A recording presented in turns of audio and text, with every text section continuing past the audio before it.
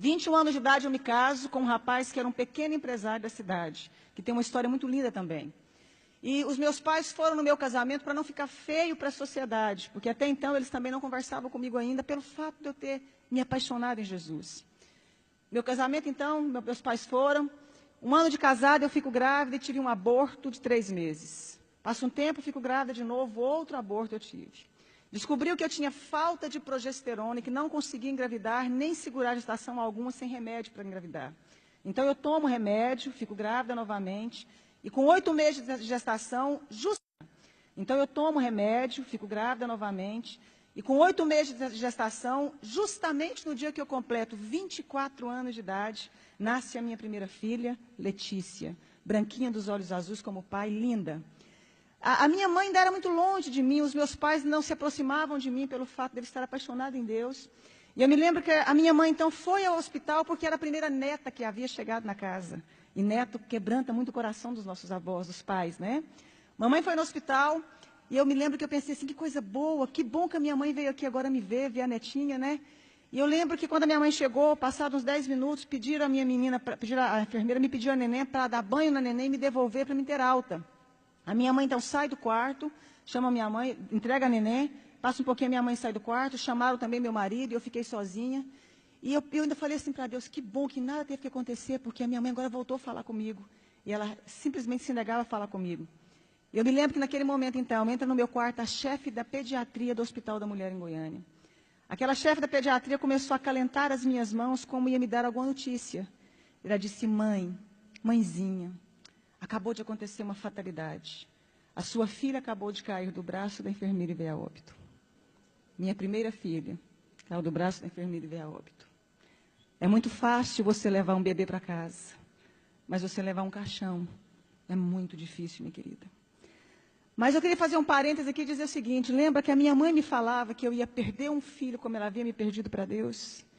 E eu fazia uma oração que Deus fizesse o que fosse preciso para encontrar o coração da minha família e se revelar a eles. A minha mãe não falava comigo, isso me doía muito. Quando então eu recebo a notícia, minha mãe já havia recebido a notícia na porta do hospital. A minha mãe sobe as escadarias do hospital, entra no quarto e começa a gritar, filha, me perdoa. Filha, eu queria que você tivesse perdido um filho para as drogas, para o mundo lá fora, mas não nessa fatalidade.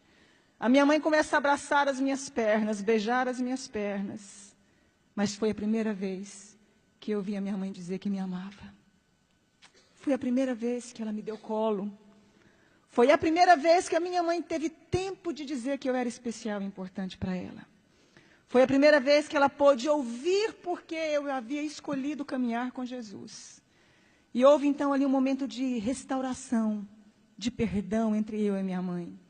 Os meus pais voltaram a falar comigo.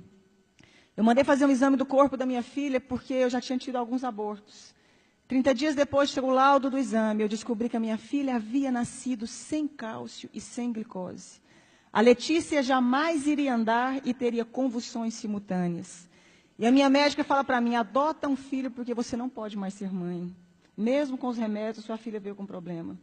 E eu disse que eu acreditava num Deus capaz de mudar a nossa vida, a nossa história, a nossa sorte.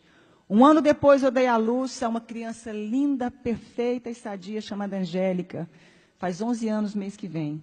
3 anos depois dei à luz a Annelise, tem 8 anos hoje. Mas 3 anos dei à luz ao Cirino Júnior. Todos perfeitos e sadios. Se eu acabasse aqui a minha história, você já poderia dizer que esse Deus é maravilhoso. Eu fui impedida de fazer faculdade porque eu apaixonei em Jesus. Eu lembro que eu escutava uma frase muito comum, que eu ia casar com um pé rapado e com Zé Ninguém. Com um homem sem futuro, porque não existiam pessoas prósperas no meio que eu convivia. Me casei com meu esposo, ele era um pequeno empresário de fato. Veio o plano real naquela época, os meus pais perderam tudo. A minha irmã, que doutorou na Itália, foi trabalhar, não deu conta de exercer a profissão dela. Os meus irmãos todos ficaram desestruturados junto com os meus pais. E Deus levanta o meu marido com grande prosperidade. Deus começou a honrar um rapaz que até hoje tem a 4ª série colegial. E é considerado o maior empresário no ramo de carro no estado de Goiás. Deus começou a honrar o meu esposo de uma forma sobrenatural. Eu que não tive como me formar, fazer meu curso superior, comecei então a pedir a Deus que me ensinasse a mexer com o nosso ramo de atividade. Eu comecei a trabalhar com carro com meu marido. Hoje nós temos um grupo de 4 empresas de carro, temos uma fábrica que eu desenho, sonho com os modelos das roupas, acordo e desenho, fabrico, tenho uma grife com meu nome. Né? E como se não bastasse, comecei a fazer programa de televisão falando de Deus, falando de como sai de crise, falando de como superamos os momentos difíceis da vida. E aí, autodidata ainda, Deus achou que não estava bom, me fez virar escritora. Tenho 35 livros escritos, 7 deles editados, né? E sou presidente também de uma ONG chamada Mulheres que Fazem a Diferença. Eu pude entender algo na minha vida, que quando a gente acha que a gente não é ninguém, e que não tem como mais resolver a nossa história, existe um Deus capaz de fazer um milagre na sua vida. Existe um Deus capaz de mudar toda a sua história. Para terminar, os meus pais, quando perderam tudo, vieram trabalhar para nós. Meu pai trabalhou como meu motorista há muito tempo, agora eu dei um caminhão para ele trabalhar na cidade do interior, cuidando de frete. A minha mãe é a chefe da minha fábrica. Os meus irmãos um tempo trabalharam conosco. Todos eles vieram trabalhar conosco. Deus, meu pai um dia chorando me disse, um dia eu te disse que Deus mudasse a sua história, mas eu não imaginava que eu fazia parte dela. Eu quero dizer uma frase para você, dentro do nosso tema. A pessoa que é covarde, ela não tenta fazer nada na vida. O fracassado, ele não termina, e o vencedor não desiste. Você nasceu para vencer.